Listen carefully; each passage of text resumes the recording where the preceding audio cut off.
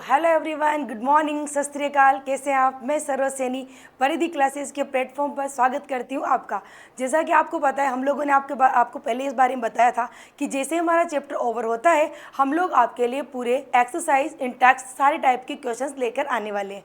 तो जैसा कि आपको पता ही होगा कि एग्जाम्पल के तो सारे क्वेश्चन हम लोगों ने क्लास में ऑलरेडी कर लिए थे। आज हम लोग करने वाले एक्सरसाइज क्वेश्चन। तो चलिए बढ़ते हैं क्वेश्चन पर।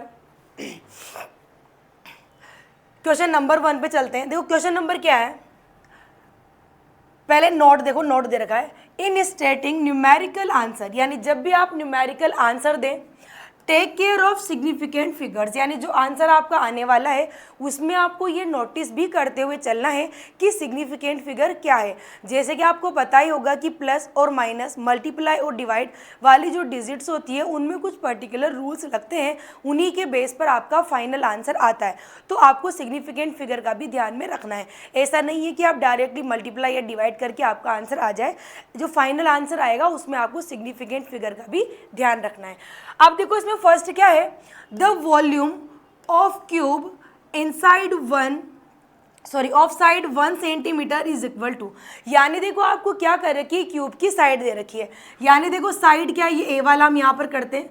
साइड आपको दे रखी है, साइड ए इक्वल टू कितना दे रखा है, 1 सेंटीमीटर। तो ये साइड हो गया आपका 1 सेंटीमीटर, ठीक है। अब देखो आपको निकालना है इसका वॉल्यूम। आपको क्या निकालना है, वॉल्यूम, लेकिन वॉल्यूम आपको निकालना है मीटर क्यूब में। आपको वॉल्यूम किस में निकालना है, मीटर क्यूब में। तो पहले ये जो सेंटीमीटर में, इसको हम किस में चेंज कर देंगे, मीटर में चेंज कर देंगे। सेंटीमीटर को मीटर में चेंज करने के लिए किससे मल्टीप्लाई कर देंगे, 10⁻⁻² से, बिकॉज 1 मीटर के अंदर 100 सेंटीमीटर होते हैं। तो 1 सेंटीमीटर को जब आप मीटर में कन्वर्ट करेंगे, चेंज करेंगे, तो 10⁻², यानी 1/100 आप लिखोगे तो ऊपर आएगा तो -2 हो जाएगा। अब ये तो आपकी आ गई साइड। अब आपको निकालना है वॉल्यूम। तो वॉल्यूम का फॉर्मूला क्या होता है बताओ, वॉल्यूम क्या होती है, साइड क्यूब। वॉल्यूम क्या होता है, साइड का क्यूब होता है। अब यहाँ पर आप वैल्यू पुट करो, साइड है आपका 1 × 10⁻⁻² की होल पावर 3। अब आप इसको सोल्व करो, जो 3 यहाँ पर पावर है इसको अंदर मल्टीप्लाई कर दो, तो आपके लिए वॉल्यूम क्या हो जाएगा, ये v इक्वल टू वॉल्यूम कितना हो जाएगा, 1 × 10⁻⁻6 और मीटर क्यूब। तो यही हो जाएगा आपका आंसर। अगर हम यहाँ पर सिग्निफिकेंट फिगर की बात करें तो आप ये देखो, इसके अंदर भी 1 सिग्निफिकेंट फिगर है और इसके अंदर भी 1 सिग्निफिकेंट फिगर है। तो यहाँ पर जो आपका आंसर आएगा वो आ जाएगा 1 × 10⁻⁻6 मीटर क्यूब। तो यहाँ पर लिख सकते हो आप 1 × 10⁻⁻6 और मीटर क्यूब यहाँ पर लिखा हुआ है, ठीक है। आप देखो इसका second question, the surface area of a cylinder of radius 2.0 and height 10, इसको अपन नेक्स्ट पेज पर कर लेते हैं। इधर यहाँ पर देखो आप, the surface area of a solid, यानी आपको सरफेस एरिया फाइंड आउट करना है। आपको क्या क्या गिवन है, एक तो आपको रेडियस गिवन है, रेडियस के लिए लिख लो r इक्वल टू 2.0 सेंटीमीटर, और हाइट आपको कितनी दे रखी है, 10.0 सेंटीमीटर। तो यहाँ पर आप हाइट लिख देंगे 10.0 सेंटीमीटर। अब देखो आपसे पूछा क्या है, सरफेस एरिया, वो भी आपको mm यानी मिलीमीटर स्क्वायर में पूछा है। तो पहले आप इसको मिलीमीटर में चेंज करो, सेंटीमीटर को मिलीमीटर में चेंज करने के लिए 10 से इंटू कर देंगे। तो आप इसको 10 से मल्टीप्लाई करेंगे, 2 × 10 इक्वल टू 20 मिलीमीटर। ये तो क्या हो गया आपका 20 मिलीमीटर। इसको करेंगे तो ये हो जाएगा आपका 100 मिलीमीटर। कितना हो जाएगा ये आपके 100 मिलीमीटर हो जाएगा। अब आपको क्या निकालना है, आपको निकालना है सरफेस एरिया। सरफेस एरिया को मैं लिख दूं यहाँ पर SA, सरफेस एरिया को क्या लिख देंगे, SA। तो यहाँ पर देखो सरफेस एरिया का फॉर्मूला होता है 2πr r + h। Surface area का फॉर्मूला क्या होता है, 2πr r + h। यहाँ पर वैल्यू पुट कर दो, 2 × पाई की वैल्यू होती है 3.14। आर आपको कितना दे रखा है, आर आपको दे रखा है 20, तो आर हो जाएगा 20 और r + h, आर आपका 20 है और ये आपके पास 100 है। तो ये कितना हो जाएगा, देखो इसको आप सोल्व करो, इसको मल्टीप्लाई करोगे तो जाएगा 40 × 3.14 इंटू इसको मल्टीप्लाई करो, ये जाएगा 120। कितना हो जाएगा 120। आप जब इसको सोल्व करेंगे, सोल्व करो, ये मीटर स्क्वायर में आएगा, बताओ mm स्क्वायर में आएगा, बताओ कितना आएगा, जल्दी से मल्टीप्लाई करके बताओ।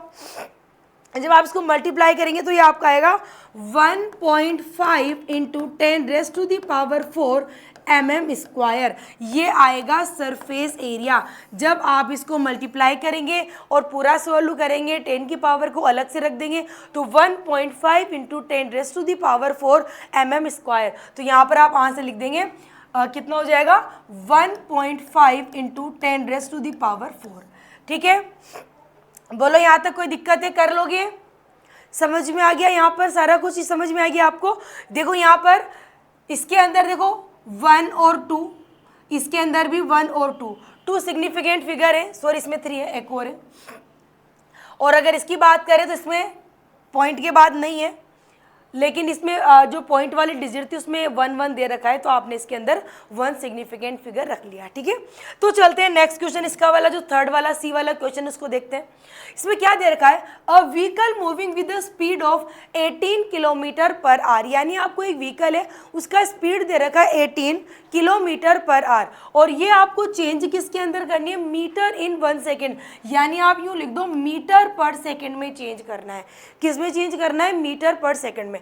यानी देखो वेलोसिटी आपको यानी स्पीड आपको दे रखी है 18 kilometre per hour, kilometre per hour को मीटर पर सेकेंड में चेंज करने के लिए 5/18 से मल्टीप्लाई करते हैं, तो ये हो जाएगा 18 इंटू 5/18 मीटर पर सेकेंड। तो देखो 18 से 18 कट जाएगा, 5 मीटर पर सेकेंड, तो आपकी जो स्पीड आ गई वो कितनी आ गई, 5 मीटर पर सेकेंड। तो यहाँ पे आप लिख दोगे 5 मीटर इन 1 सेकेंड। ठीक है, हो गया, आ जाएगा समझ। चलिए अपन चलते हैं नेक्स्ट क्वेश्चन पे। रिलेटिव डेंसिटी ऑफ लेड, यानी आपको लेड की रिलेटिव डेंसिटी दे रखी है, यहाँ पे लिख लो relative density of lead equals to 11.3, ये आपको दे रखी है। अब आपको जो डेंसिटी निकालनी है वो किस में निकालनी है, एक तो निकालनी है ग्राम पर सेंटीमीटर क्यूब में, एक आपको निकालनी किलोग्राम पर सेंटीमीटर पर मीटर क्यूब में। तो देखो अगर हम बात करें density of water, density of water कितनी होती है, ग्राम में अगर अपन बात करेंगे तो ये होती है 1 ग्राम पर सेंटीमीटर क्यूब, और अगर आप किलोग्राम के हिसाब से बात करेंगे तो ये हो जाएगा 1000 किलोग्राम पर मीटर क्यूब। तो पहले तो आपको ग्राम मीटर पर क्यूब में चेंज करनी है, तो आप क्या लिख देंगे, पहले आप चेंज करोगे और रिलेटिव डेंसिटी इन ग्राम पर सेंटीमीटर क्यूब, तो क्या हो जाएगा 11.3 मल्टीप्लाई बाय 1, तो 11.3 ग्राम पर सेंटीमीटर क्यूब। तो ये फर्स्ट वाला आंसर तो आपका आ गया। ठीक है, फर्स्ट वाला आंसर आपका क्या आ गया, 11.3 ग्राम पर सेंटीमीटर क्यूब। ठीक है, इसमें कोई दिक्कत नहीं है। सिग्निफिकेंट फिगर भी देख लो आप, 1 2 3, इसमें 3 सिग्निफिकेंट फिगर है, इसमें भी 1 2 3 सिग्निफिकेंट फिगर है, तो इसमें आपको कोई ऐसे लिख लो सिग्निफिकेंट फिगर है, आई थिंक कोई दिक्कत नहीं है। अब देखो आपको निकालना है, अब यही आंसर आपको किस में निकालना है, इन ग्राम पर मीटर क्यूब। तो क्या करोगे, 11.3 को 1000 से मल्टीप्लाई कर देंगे, तो ये आ जाएगा किलोग्राम मीटर क्यूब।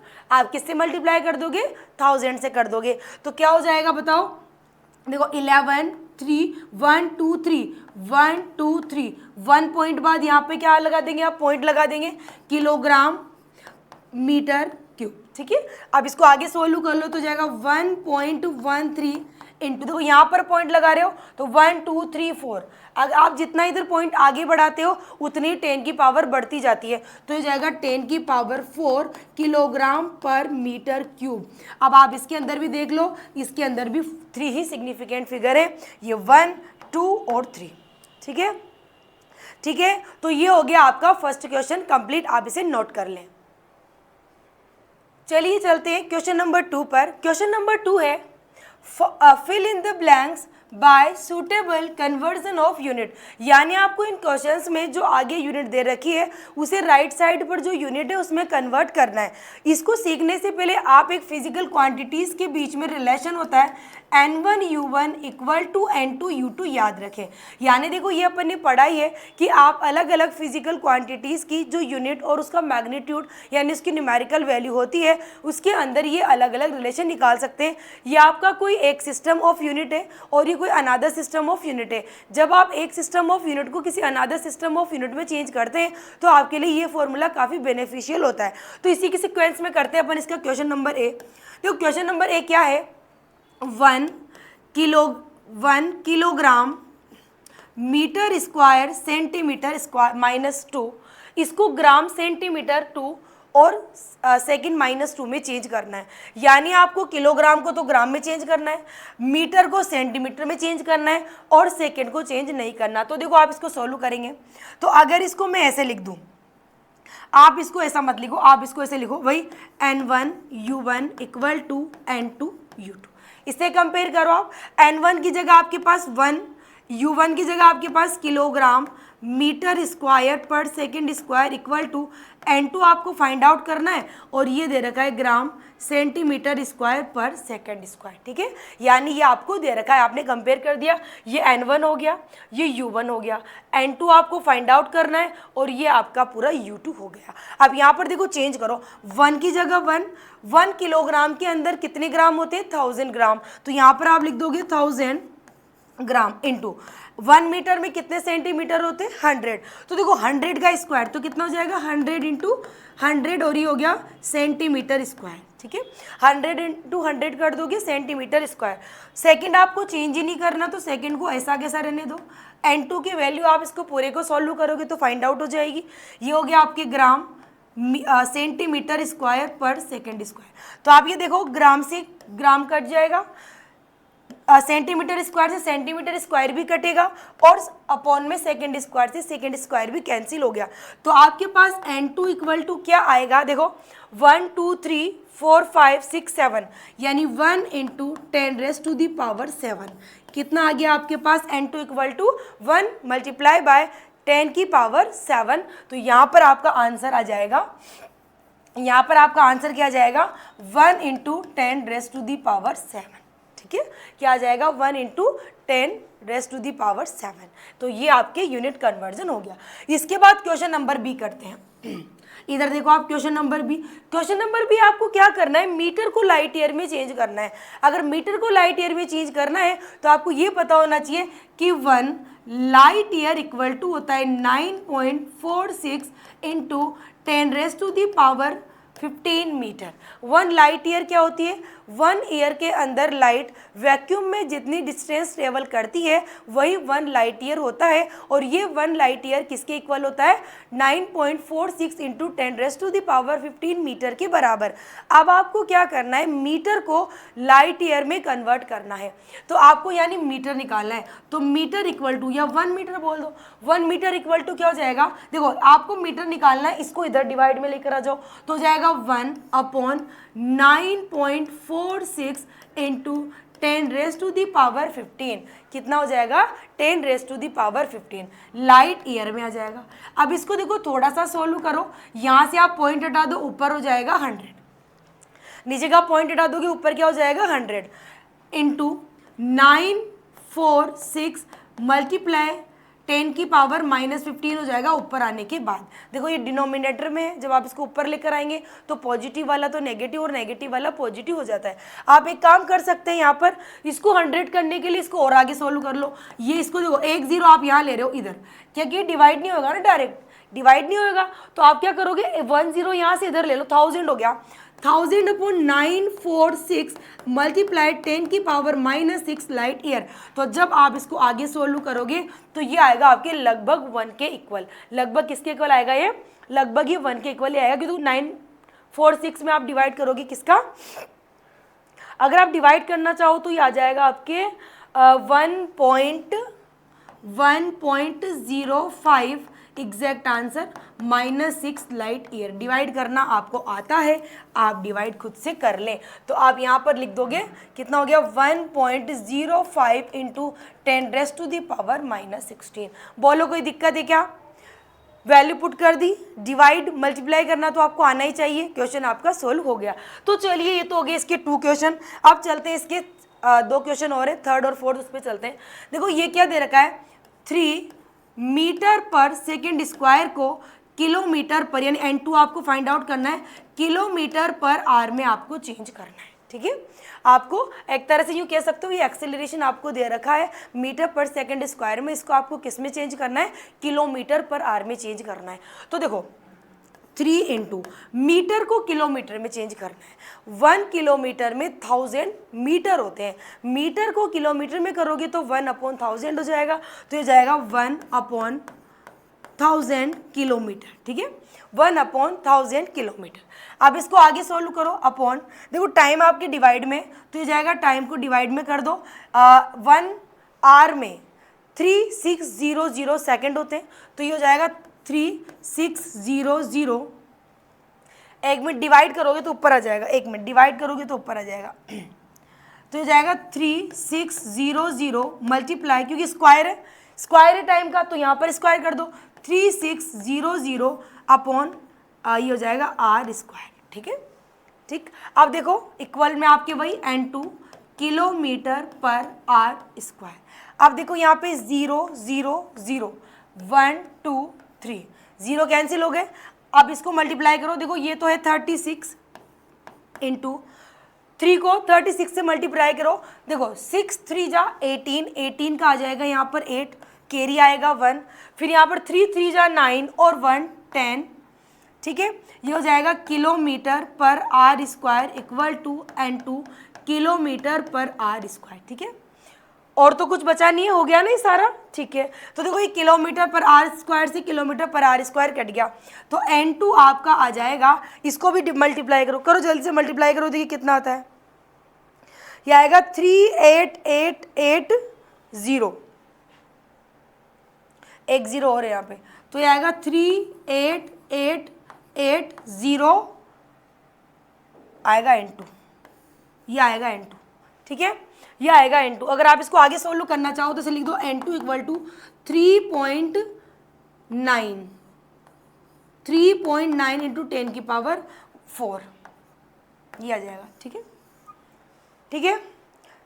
अच्छा कैसे आया, ऐसे आएगा, देखो इधर देखो 3.8880, तो आपने क्या किया, यहाँ पे 9 रहने दिया और ये एक डिजिट बढ़ा दिया, 10 की पावर 4 था।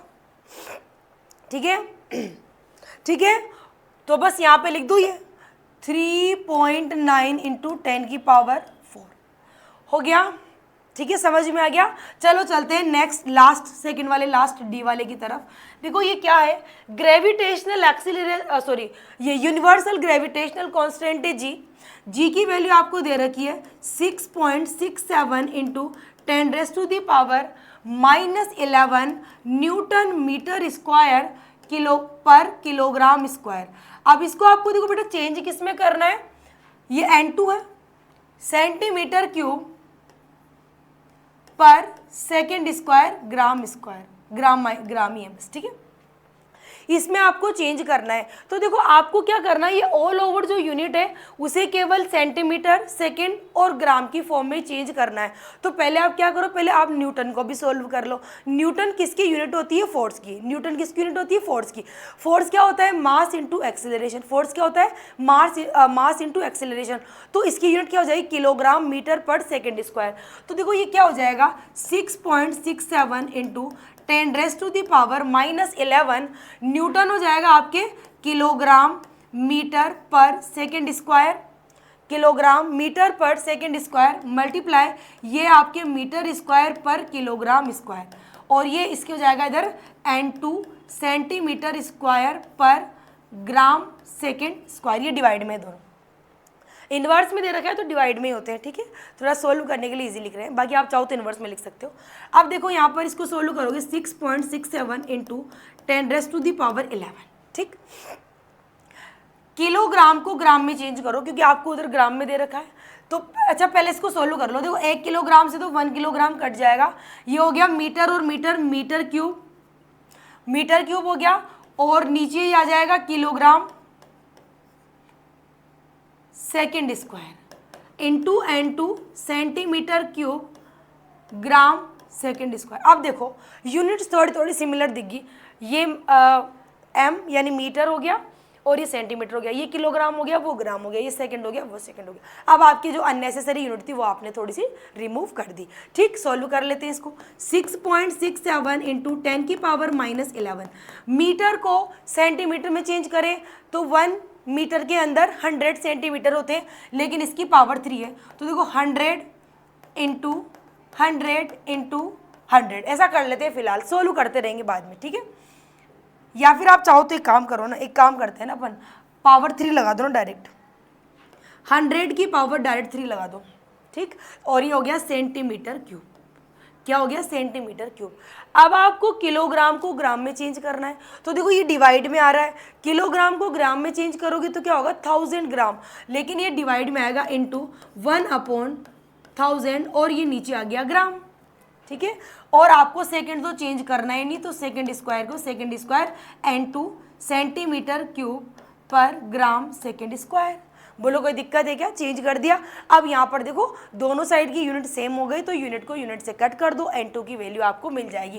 देखो सेंटीमीटर क्यूब से सेंटीमीटर क्यूब कटेगा, ये ग्राम सेकंड स्क्वायर से ग्राम सेकंड स्क्वायर, वो उधर भी डिवाइड में इधर भी डिवाइड में, तो ये भी पूरा कट जाएगा। अब आपके पास उधर तो बचा N2 को अपन आगे लिख लेते हैं क्योंकि ये अपन को फाइंड आउट करना है। अब यहाँ पर देखो ये हो गया 6.67 इंटू 10⁻⁻11 -11, तो ये है, इसको देखो आप, ये 100 की पावर 3 है, 100 की पावर 6 है, यानी 10 की पावर 100 की पावर 3 है, तो 10 की पावर 100 हो जाएगा, 6 हो जाएगा, सॉरी। ठीक है, अब ये 10 की पावर 3 ऊपर है, ऊपर लाओगे तो माइनस का 3 हो जाएगा। ठीक, सोल्व कर लो, तो 6.67 इंटू 10⁻, देखो माइनस का 11 और माइनस का 3 प्लस का 3, माइनस का 8 बचेगा, माइनस का 8 N2 ये आएगा। ठीक है, तो 6.67 इंटू 10⁻⁻8, यहाँ पे लिख लो 6.67 इंटू 10⁻⁻8, ये इधर तो लगा हुआ है इसे। ठीक है, हो जाएगा। तो ये हो गया आपका क्वेश्चन नंबर 2। तो चलिए चलते हैं क्वेश्चन नंबर 3 पे। देखो क्वेश्चन नंबर 3 क्या है? A calorie is a unit of heat, यानी जो कैलोरी होती है वो किसकी यूनिट होती है? हीट की यूनिट होती है। इट इक्वल टू 4.2 जूल, यानी जो एनर्जी है वो किसके इक्वल, यानी 1 कैलोरी किसके इक्वल टू है? 4.2 जूल के इक्वल है। ये आपको गिवन है, वैसे भी यही होता है, स्टैंडर्ड वैल्यू होती है। और ये जो फॉर्मूला दिया गया था वो, अच्छा छोड़ो इसको तो भी। तो देखो इसमें 1 जूल की वैल्यू जो दे रखी है वो क्या दे रखी है? 1 जूल की वैल्यू आपको दे रखी है। देखो 1 joule equal to 1 kilogram metre square पर सेकेंड स्क्वायर, ये होता है। 1 जूल किसके इक्वल होता है? 1 किलोग्राम स्क्वायर मीटर स्क्वायर पर सेकंड स्क्वायर। तो आप इसको क्या करोगे? इसमें चेंज कर लोगे, आप किसको में चेंज कर लोगे? इसमें। ठीक है, तो आप क्या करोगे? 1 calorie equal to 4.2 kilogram metre square पर सेकंड स्क्वायर। ठीक है, ये आपने चेंज कर लिया, 1 कैलोरी इसके बराबर हो गई। यहाँ तक तो कोई दिक्कत नहीं होगी। अब देखो आपको आगे क्या दे रखा है? Suppose we employ a system of unit in which the unit of mass is equal to alpha kilogram. अब हमने क्या करा? अब हमने क्या किया? न्यू सिस्टम लिया। आपने क्या किया? न्यू सिस्टम लिया, न्यू सिस्टम ऑफ यूनिट। जो न्यू सिस्टम ऑफ यूनिट लिया उसमें मास की यूनिट तो क्या है? मास की यूनिट क्या है? Alpha kilogram. मास की यूनिट क्या है? अल्फा किलोग्राम है। और आगे पढ़ो, the unit of length is equal to beta. Length की क्या है? बीटा मीटर है, इसमें भी कोई दिक्कत नहीं होगी। और अगर टाइम की बात करें तो गामा सेकेंड। टाइम की कितनी है? गामा सेकेंड, तो टाइम की यूनिट हो गई गामा सेकेंड।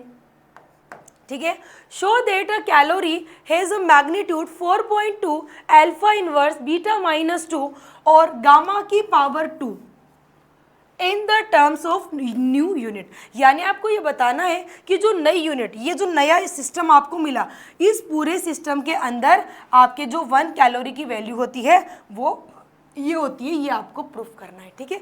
तो आप वही रिलेशन लगाओ, N1 U1 equal to N2 U2, यानी आपको N2 निकालना है। आपको क्या निकालना है? N2 निकालना है। तो N1 आपको कितना दे रखा है? N1 कितना है? N1 तो आपके 4.2, N1 कितना दे रखा है? 4.2। U1 कितना है? किलोग्राम मीटर स्क्वायर पर second square equal to N2 तो आपको फाइंड आउट करना है, N2 तो आपको क्या करना है? फाइंड आउट करना है। और इसमें देखो ये जो किलोग्राम है वो तो क्या हो गया? अल्फा किलोग्राम, किलोग्राम तो क्या हो गया? अल्फा किलोग्राम हो गया। उसके बाद मीटर स्क्वायर, मीटर स्क्वायर क्या हो जाएगा? Beta metre square, beta metre square हो जाएगा, ठीक है। और ये जो सेकंड स्क्वायर है वो जाएगा गामा सेकंड, तो ये डिवाइड में तो लिख दो 1 अपॉन गामा सेकंड का होल स्क्वायर, ठीक है। मतलब आपको मीटर, मतलब जो मास है वो तो आपका अल्फा किलोग्राम में है, आपकी जो लेंथ है वो बीटा मीटर में, और जो टाइम है वो आपका गामा सेकंड में। तो ये आपने यूनिट चेंज कर दी, मतलब किलोग्राम को अल्फा किलोग्राम, मीटर को बीटा मीटर, सेकंड को गामा सेकंड लिख दिया। अब इसको सोल्व करते हैं। ये हो गया 4.2 किलोग्राम मीटर स्क्वायर पर second square equal to N2। अब इसमें क्या करो? इन वैल्यू के आगे ले आओ। देखो ये हो गया अल्फा, ये हो जाएगा बीटा स्क्वायर, क्योंकि इसकी बीटा है। अच्छा साथ के साथ ये भी लिख लो, एक मिनट, ये भी लिख लो साथ के साथ। किलोग्राम, ये हो जाएगा आपके बीटा स्क्वायर मीटर स्क्वायर, ये हो जाएगा आपका इन्वर्स में गामा स्क्वायर सेकेंड स्क्वायर, ठीक है।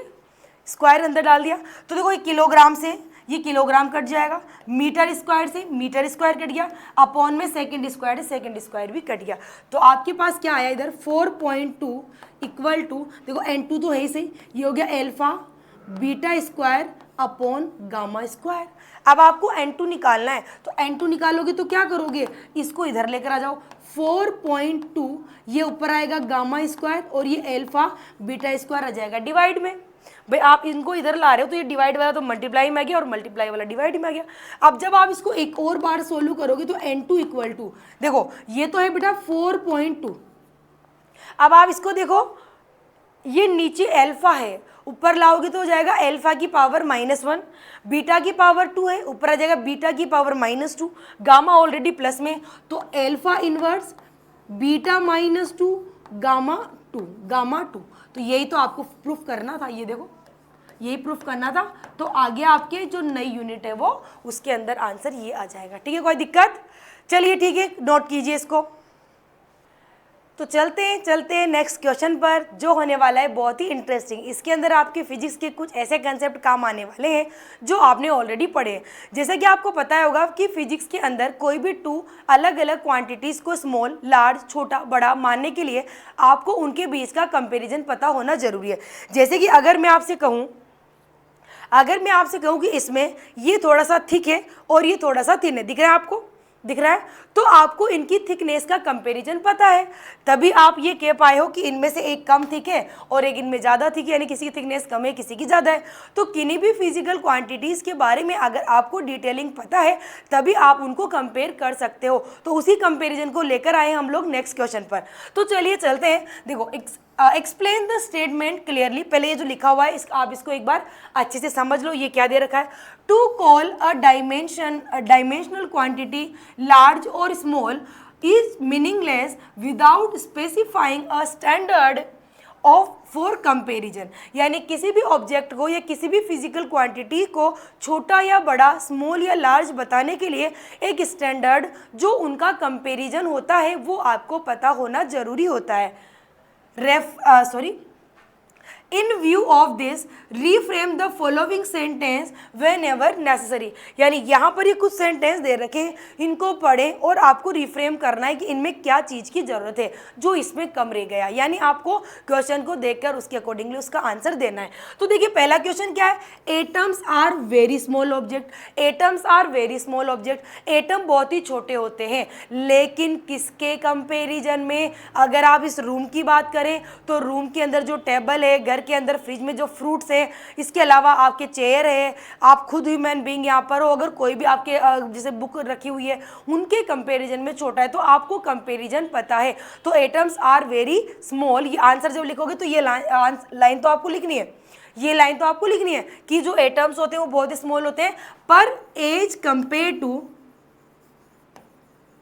As compare to the size of books लिख लो, या फिर क्या लिख सकते हो, चेयर लिख लो, चेयर के हिसाब से लिख दो, बॉल्स होती हैं बॉल के हिसाब से लिख दो, और आप कुछ भी ऐसा ऑब्जेक्ट लिख सकते हैं जो आपके आसपास हो सकता है। ठीक है, तो एटम्स जो होते हैं वो बहुत ही छोटे होते हैं एज कंपेयर टू किसी भी चीज़ कैसे आप कंपेयर कर सकते हो, तो आप उनका साइज जानते हो इसलिए आपको पता है। ठीक है, तो चलो नेक्स्ट पे, a jet plane moves with great speed. एक जेट प्लेन जो चलता है आपको पता होगा उनकी स्पीड 400-500 के आसपास होती है, जबकि आप जब गाड़ी नॉर्मल चलाते हो तो आपकी स्पीड क्या होती है, 40 kilometre per hour, 50 kilometre per hour, 70 kilometre, 80, 90 मान लो, कार भी चला रहे हो उससे ज़्यादा नहीं होती ना। तो इसका मतलब आपको पता है कि जब गाड़ी नॉर्मली चलती है तो वो 40, 45, 50, 60, 80 इसी स्पीड पर चलती है, लेकिन जो जेट होते हैं वो लगभग 400-500 किलोमीटर पर आवर की स्पीड से चलते हैं।